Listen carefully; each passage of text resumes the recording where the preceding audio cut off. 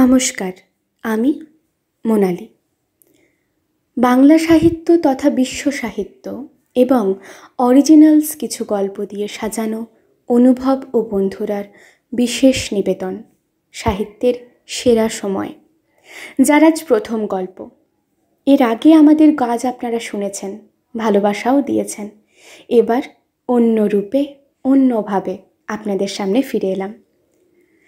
সাহিত্যের সেরা সময়ের প্রথম নিবেদন আর্য। এই গল্পটি একটি সত্য ঘটনার ওপর আধারিত। এটি অনুভব ও বন্ধুরা অরিজিনালসের সপ্তম নিবেদন, যা একটি প্রেমের কাহিনী, প্রেমে বিচ্ছেদের কাহিনী। আশা করি আপনাদের ভালো লাগবে। প্রিন্সেপ ঘাটে ঘটে যাওয়া কিছু ঘটনার মধ্যে এই গল্পের নায়িকা ঐশানী নিজের অতীতে ফিরে যান। তারপর কি হয় সেটাই শুনবেন আপনারা। আর্য গল্পের গঠন কার্যের সঙ্গে যারা যুক্ত তাদের মধ্যে ঐশী ভট্টাচার্য অগ্রগণ্য। গল্পে ঐশানীর চরিত্র বুননের পেছনে ঐশীর অনুপ্রেরণা প্রশংসনীয়।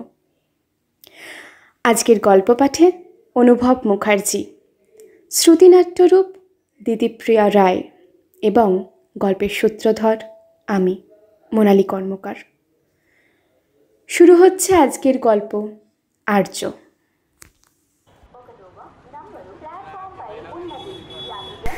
তুই এখানে বস, আমি একটু ঘুরে আসি ওদিক থেকে, দেখি ট্যাক্সি বা ক্যাব পাই কিনা, না হয় একটা কিছু ব্যবস্থা করা যাবে। কথাটা বলি অনিন্দ হাঁটা শুরু করতেই ঐশানী পড়ল মহাবিপদে। ঘড়িতে 8টা বাজে, এবার তো বাড়ি যেতে হবে না কি? এইভাবে তো বসে থাকা যায় না। ঐশানী ভট্টাচার্য একজন বিখ্যাত অভিনেত্রী, যে এখন প্রিন্সেপ ঘাট স্টেশনে বসে আছে। 7:30টার ট্রেনটা চলে গেলেই স্টেশন কিরকম ফাঁকা হয়ে যায়, আর তো বসে থাকা যায় না এখানে। গঙ্গার ধারে অনেকেই বসে আছে, কিন্তু তাতে ঐশানীর লাভ কি? এখানে যদি ওর কোনো ক্ষতি হয়, ওরা কি বাঁচাতে আসবে ওকে? ওরা তো জানেই না ঐশানী এখানে আছে। ঐশানী ভট্টাচার্য এই মুহূর্তে টেলিভিশন ইন্ডাস্ট্রির হটকেক। অল্প বয়সে প্রচুর নাম করে গিয়েছে। কুটুম, মনের তারার মতো সিরিয়ালে অভিনয় শুরু করে শ্রীনন্দা আর 1-2 নামের সিরিয়ালে অভিনয়ের জন্য বিখ্যাত হয়ে আছে। এরই মধ্যে পাড়ার এক দাদা অনিন্দর সঙ্গে একটি ইউটিউব চ্যানেল খুলে স্বল্প দৈর্ঘ্যের ছবি বানানোর শর্ট ফিল্মস বানানোর কাজে নিজেকে ব্যস্ত রেখেছে। এই ব্যস্ততার একটা বিশেষ কারণ আছে, যেটা ঐশানী কারুর কাছে খুলে বলে না। অনিন্দ নিজেই বলেছিল, একটা চ্যানেল খুলবো ভাবছি। অনেকগুলো ছোট ছোট গল্প জমে আছে, যেগুলো নিয়ে শর্ট ফিল্ম বানানো যায়। তুই যুক্ত থাকবি? তাহলে তোকে হিরোইন বানিয়ে ছবিগুলো বানাতে পারি। ঐশানী আপত্তি করেনি, বলেছিল, হ্যাঁ করতেই পারি। গল্পগুলো শুনিও আমাকে, আর ডেটসগুলো বলো। আজ প্রিন্সেপ ঘাটে এসেছিল শুটিংয়ের কাজেই। একটা অদ্ভুত গল্পের প্লট বলেছিল অনিন্দ, সেটার শুটেই আসে ওরা। সঙ্গে আসে সমৃতা। সমৃতা এই ছবির এডি অর্থাৎ সহকারী পরিচালক। শ্যুট শেষ করে অনিন্দ যখন ট্যাক্সি খোঁজার জন্য বেরোচ্ছিল, সমৃতাও যেতে চাইল ওর সঙ্গে। অনিন্দ আপত্তি না করলেও ঐশানী আপত্তি করলো। তুই গিয়ে কি করবি? থাক না এখানে।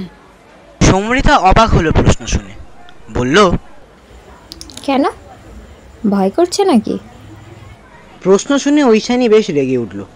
রাগের বহিঃপ্রকাশ পেল ওর প্রশ্নের মাধ্যমেই। ও বলল, ভয় কেন পাবো? একা একা বসে থাকতে হবে, তাই বলছিলাম। ভিড় দুর্নিম, তুই বস, আমরা এক্ষুনি আসছি। একান্তই যাবি? তাহলে আমিও যাব। এর পরেও বলবি তুই ভীতু নোস? হাসি মুখে প্রশ্ন করলো সমৃতা। ঐশানী কিছু একটা বলতে যাচ্ছিল, কিন্তু অনিন্দ বলে উঠল, আচ্ছা ঠিক আছে, থাম থাম, তুই খুব সাহসী মেয়ে, কিন্তু একটু বসতে হবে তোকে। আই ডোন্ট গেস আমি একা ম্যানেজ করতে পারবো। ঐশানী কাঁধ ঝাঁকালো, বুঝলো জোর করে লাভ নেই। স্টেশনে একাই বসতে হবে ওকে। একটু রিস্ক আছে বটে, কিন্তু কি আর করার। ঐশানী বলল, তাহলে আর কি, তোমরা গিয়ে বাড়ি নিয়ে এসো আর আমাকে উদ্ধার করো। অনিন্দ আর সমৃতা হেসে উঠল একসঙ্গে। সে হাসির কারণ ঐশানী বুঝেছিল। ও বলল, ঠিক আছে, মজা করে নাও, একদিন আমারও সময় আসবে। অনিন্দ আবার হেসে উঠল কথাটা শুনে, বলল, সেটা আসুক, ক্ষতি নেই। তাহলে বস, আমি আর অমৃতা ঘুরে আসছি। ঐশানী কিছু বলল না বটে, কিন্তু ইশারায় অনেক কিছু বুঝিয়ে দিল। অনিন্দ হেঁটে বেরিয়ে যেতেই সমৃতা ঐশানীর পাশে বসল। তারপর চাপা গলায় বলল, তা ভিতর ডিম, মনের মধ্যে সাহস জুগিয়ে আরেকটু বসে থাক মা, আমরা এক্ষুনি আসছি। আর হ্যাঁ, কোনো অসুবিধা হলে ফোন করতে ভুলিস না। সমৃতাও চলে গেল, আর ঐশানী পড়ে রইল সম্পূর্ণ একলা। নিজের মধ্যে যে নিজের অজান্তেই ভয় জেগে উঠল, সেটা বুঝতেই পারল না ঐশানী। দয়া করে শুনবেন, বারাসাত থেকে মাঝেরহাট যাওয়ার ট্রেন নির্ধারিত সময় থেকে আধা ঘন্টা দেরিতে আসবে। Please pay the attention. Barasat to Mazharhat down train is coming after half hour.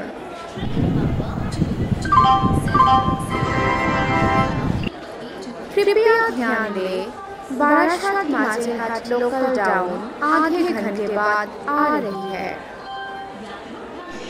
ইতিমধ্যে স্টেশনের মাইকে অ্যানাউন্স করে দিল যে দিনের শেষ ট্রেন নির্ধারিত সময় থেকে আধ ঘন্টা দেরিতে আসছে।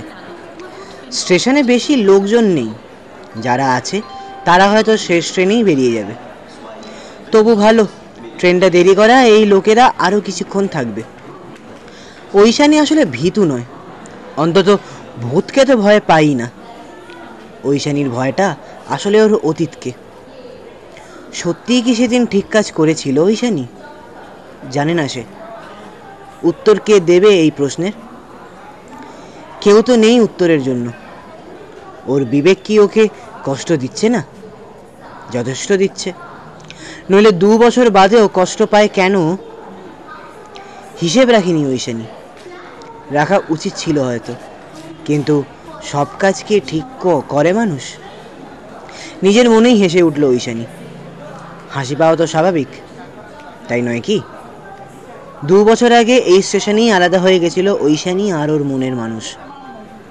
সে কি ভালো আছে এখন, কে জানে। ঐশানী? অচেনা গলায় নিজের নাম শুনে ফিরে তাকালো ঐশানী। একটা ছেলে আর একটা মেয়ে এগিয়ে এলো। ছেলেটার চোখে গোল ফ্রেমের চশমা, কাঁধ অবধি লম্বা চুল, পরনে নীল জিন্স আর সাদা টি শার্ট। গায়ের রং বেশ ফর্সা, নাকের তলায় হালকা গোঁফ, পায়ে একটা বুট। হাইট 6 ফুট তো হবেই, চেহারাটাও চোখে পড়ার মতোই। মেয়েটার হাইট মাঝারি, কাঁধ অবধি চুল, পরনে বেগুনি সালোয়ার কামিজ, ঠোঁটে লাল লিপস্টিক। ঐশানী ওদের দিকে তাকাতেই ছেলেটা বলল, এ আমার বোন ঋত্বিকা, তোমার সঙ্গে একটা সেলফি তুলতে চায়। ঐশানী মাথা নেড়ে নিশ্চয়ই বলে একটু সরে বসলো। ঋত্বিকা ওর পাশে বসে পড়ল। ছেলেটা ছবি তুলে দিতেই ঋত্বিকা উঠে পড়ল। এবার ছেলেটা বসে পড়ে বলল, এবার আমি একটা তুলব। ঐশানী আবার পোজ দিল। ছেলেটাও খ্যাচাত করে তুলে নিল একটা সেলফি। ছবি তুলে নিয়ে ছেলেটা বলল, আমার নাম শুভ্রজিৎ সেনগুপ্ত। সিরিয়াল সেভাবে দেখা না হলেও সিনেমার পোকা বলতে পারো। রানী লক্ষ্মীবাই ছবিতে তোমাকে আমার দারুণ লেগেছে। 10 থেকে 12 বার দেখেছি সিনেমাটা। কথাটা বলেই হেসে ফেলল ছেলেটা। তারপর আবার জিজ্ঞেস করলো, তা এখন কি কাজে এসেছো? ঐশানী হ্যাঁ বুঝিয়ে দিয়ে বলল, হ্যাঁ, কাজই বটে, একটা শুটিংয়ে এসেছি। আমার চ্যানেলের ব্যাপারে জানো নিশ্চয়ই। শুভ্রজিৎ প্রথমে হ্যাঁ বুঝিয়ে দিল, তারপরে বলল, হ্যাঁ, I am aware about it. The bounding এর জন্য শুটিং করছো তো? ঐশানী হ্যাঁ বুঝিয়ে দিতেই ঋত্বিকা বলল, আমরা ওদিকেই আসতাম, তোমাকে দেখেই ছুটে এলাম। আচ্ছা, বলল ঐশানী। এবার শুভ্রজিৎ বলল, কি অবস্থা বলো তো? তুমি কাজে এসেছো, এভাবে বিরক্ত করার কোনো মানে আছে? প্রশ্ন শুনে ঐশানীর মুখে হালকা হাসির রেখা দেখা দিল। বলল, তাতে আর এমন কি হয়েছে? আমি কিছু মনে করিনি। হঠাৎ ঋত্বিকা প্রশ্ন করে বসলো, কিসের শুট করছো ঈশানী? এই প্রশ্নটা শুনে ঐশানীর বেশ বিরক্ত লাগলো। গায়ে পড়া মেয়ে রে বাবা, ছেলেটা ভালো তবু সহ্য করা যায় ওকে। মেয়েটাকে অসহ্যকর লাগছিল ঐশানীর। এত প্রশ্ন কিসের রে বাবা? নিজের মনের ভাব প্রকাশ করলো না। ভদ্রতা বজায় রেখে ঐশানী বলল, ইউটিউবে নজর রাখো, জানতে পারবে সব। শুভ্রজিৎ বোধহয় বুঝে গেছিল ঐশানীর বিরক্ত লাগছে, সেই জন্যই হয়তো এই ঋত্বিকা চল, ঘটি গরম এসছে, খাবি না? বলে নিয়ে যেতে চাইল ঋত্বিকাকে, কিন্তু ঋত্বিকাও কিছুতেই যেতে চাইল না। ও আবার হাসি মুখে বলল, আমরাও একটা শুটে এসেছিলাম জানো। ও আচ্ছা। ভদ্রতার উত্তর। ভাগ্যিস তোমাকে দেখলাম, এরপর সব শুট ভালো হবে। কিসের শুট করছো তোমরা? এই প্রশ্নের উত্তর শুভ্রজিৎই দিত, কিন্তু ঋত্বিকা আগেই বলে দিল, আসলে আমরা একটা শর্ট ফিল্ম বানাচ্ছি ফিল্ম ফেস্টিভ্যাল আর এক্সপো, সেটার ব্যাপারে। তোমাকে দেখে তো মনে হয় না যে তুমি ফিল্ম ডিরেক্টর হতে পারো। না না, আমি ডাইরেক্টর শুভ্রজিৎ। ঐশানী একবার শুভ্রজিতের দিকে তাকিয়ে মাথা নামিয়ে নিল। মুখের মধ্যে এক অদ্ভুত হাসি দেখা দিল। ঋত্বিকা আর শুভ্রজিৎ দুজনেই লক্ষ্য করলো ঐশানীর মিষ্টি হাসি। শুভ্রজিৎ তো বলেই, তোমার হাসিটা খুব মিষ্টি। Thank you. আমরা তবে আসি ঐশানী, তোমাকে বিরক্ত করে আর লাভ নেই। এই ঋত্বিকা চলে আরে। ঋত্বিকার ইচ্ছে ছিল না যাবার, কিন্তু ঐশানী কিছু বলছে না দেখে শুভ্রজিতের সঙ্গে ফিরে যেতে বাধ্য হলো।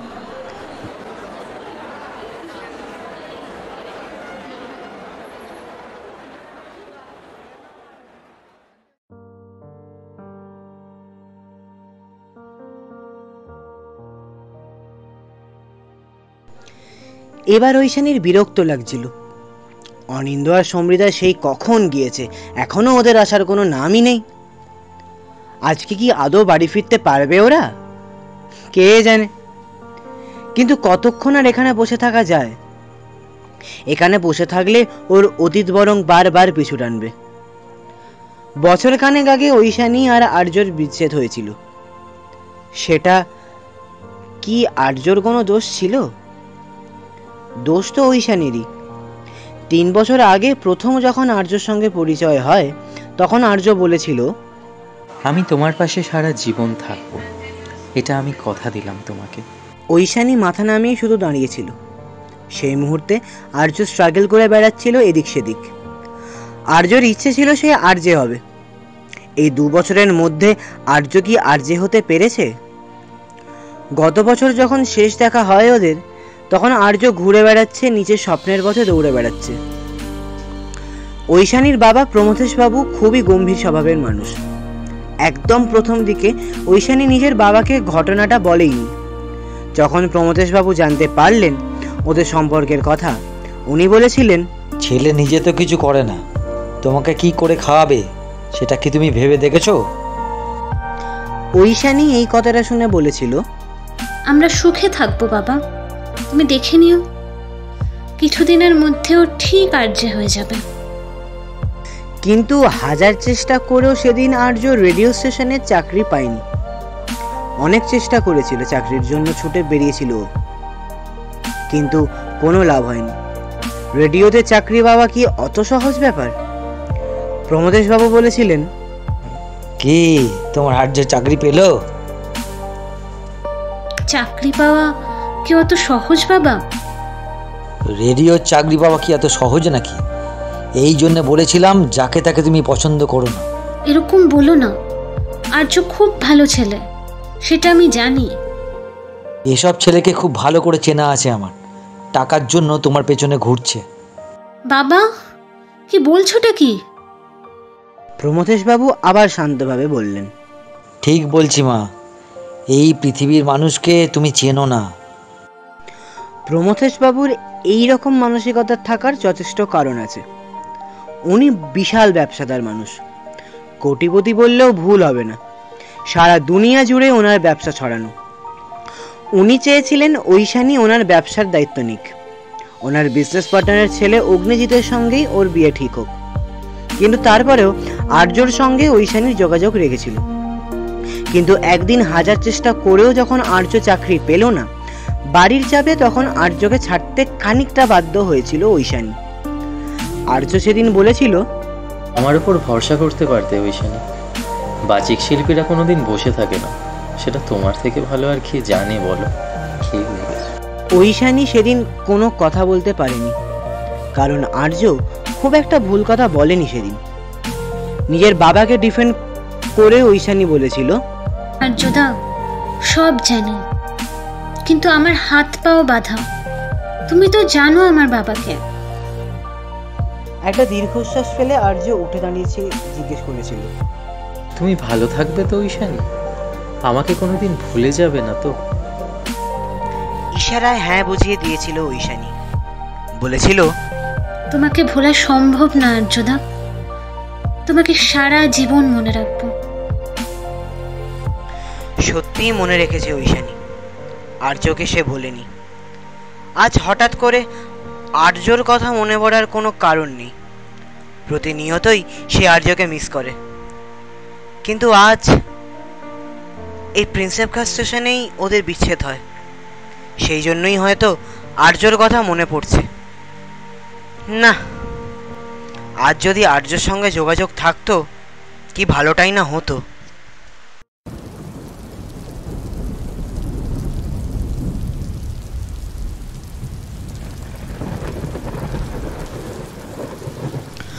ঘন্টা দিনে কেটে যাবার পরেও যখন অনিন্দ আর সমৃতা এলো না, তখন অল্প অল্প ঐশানীর বিরক্ত লাগছিল। এরই মধ্যে তুমুল বৃষ্টি শুরু হয়েছে। বৃষ্টি নামার আর কোনো জায়গা পেল না।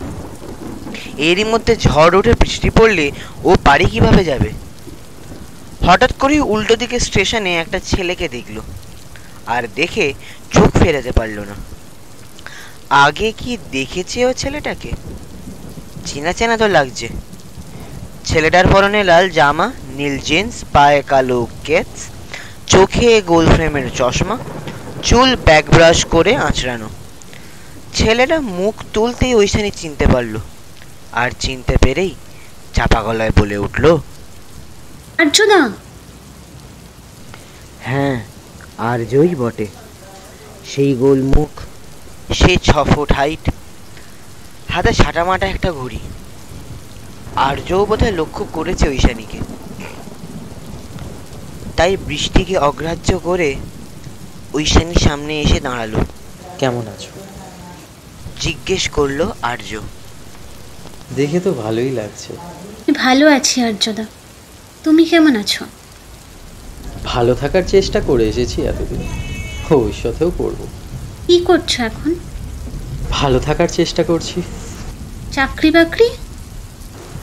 সেটা জোগাড় করতে ব্যর্থ হয়েছি। তুমি আমাকে ছেড়ে চলে গিয়ে বোধহয় ভালোই করেছিলে ঐশানী। আমি চিরকালই অকম্মার ঢেঁকি। এরকম বলো না আর্যদা।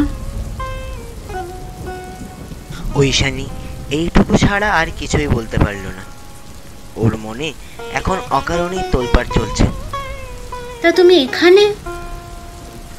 ঐশানী জিজ্ঞেস করল।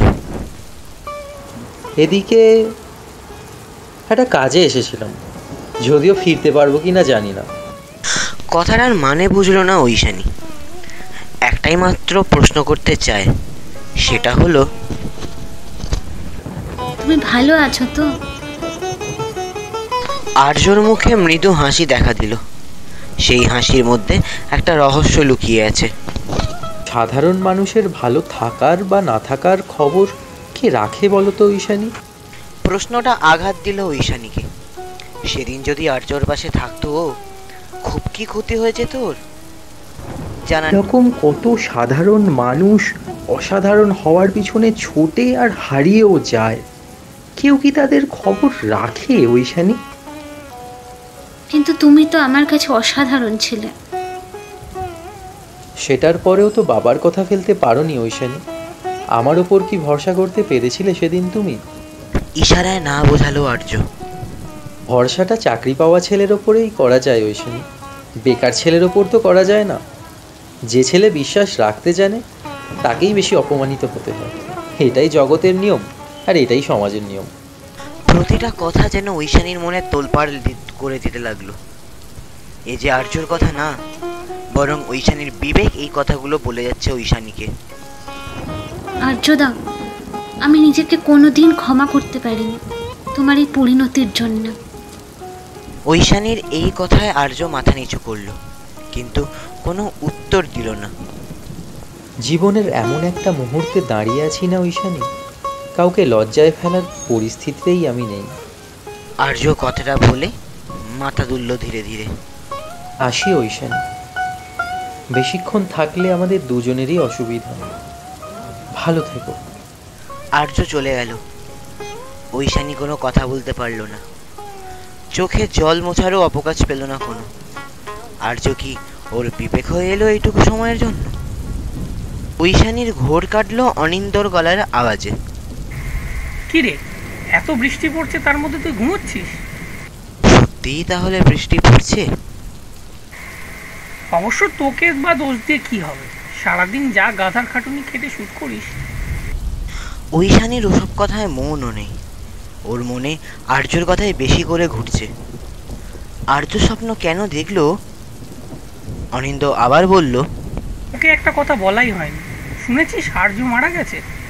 ক্যাব তো পাচ্ছিলামই না, তার মধ্যে পুলিশ টুলিশ এসে যাচ্ছে তাই অবস্থা। ঐশানী কেবলমাত্র আর্যদা বলে থেমে গেল। অনিন্দ এর প্রত্যুত্তরে বলে চলল, আমি তো অবাকই হয়েছিলাম। কিছুদিন আগেই ওর সঙ্গে দেখা হয়েছিল, তখন বোধহয় আরজি হবে বলে স্ট্রাগল করছিল, কিন্তু কপাল এতটাই খারাপ, প্রতিটি জায়গা থেকেই নেগেটিভ উত্তর পেয়েছে। ও বিশ্বাস করে কেউ না কি ওর চাকরি পাওয়ার রাস্তা বন্ধ করে দিয়েছিল। কে বন্ধ করেছে? বলেছে কিছু সেটা নিয়ে? না, সেটা বলেনি, তবে কোনো বড় মানুষের দিকে ইঙ্গিত করেছিল। বলেছিল ওনার নাকি বিশাল সোর্স। বোধহয় বুঝেছি কার কথা বলেছিল। কার কথা? ঐশানী কোনো কথা বলতে পারল না। ওর কাছে পুরো ব্যাপারটা পরিষ্কার হয়ে গিয়েছে। এই জন্যই হয়তো ওর বাবা বলেছিল আর্য কোনোদিন চাকরি পাবে না।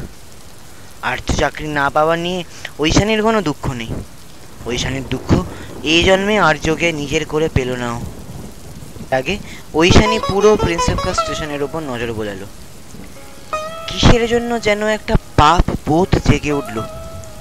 যা হয়েছে তা তো ঠিক হয়নি। এইভাবে বিবেক দংশনের মধ্যে কেন ফেলে দিয়ে গেল আর্য? অনিন্দর সামনে যেটা করতে পারেনি, এখন নিজের অজান্তেই সেটা করে ফেলল ঐশানী। সে কেঁদে উঠল। মনের মধ্যে অস্থিরতা চাপার কোনো চেষ্টাই সে করল না। অনেক কষ্টে নিজের কান্না সে থামালো। তারপর বিড়বিড় করে বলল, জন্মে তোমাকে পেলাম না আর্যদা, অন্য কোনো জন্মে তুমি আমার হবেই, হবেই।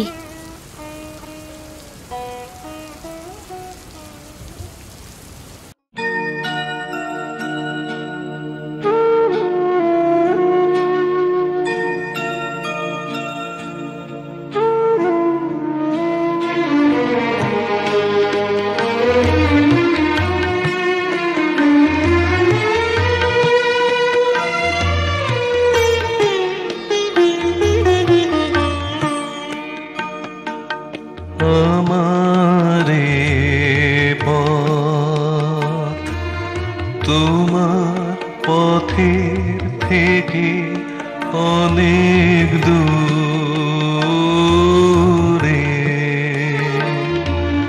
গেছে বেঁকে গেছে বেঁকে আমারে পথ তোমার পথের থেকে অনেক দূরে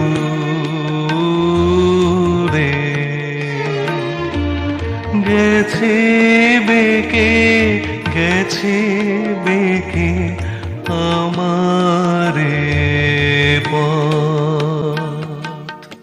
শেষ হলো আজকের গল্প আর্য। যদি গল্পটা ভালো লেগে থাকে তাহলে অবশ্যই আমাদের পাশে থাকবেন, যাতে এই রকম সত্য ঘটনা অবলম্বনে গল্প ভবিষ্যতেও নিয়ে আসতে পারি আপনাদের জন্য।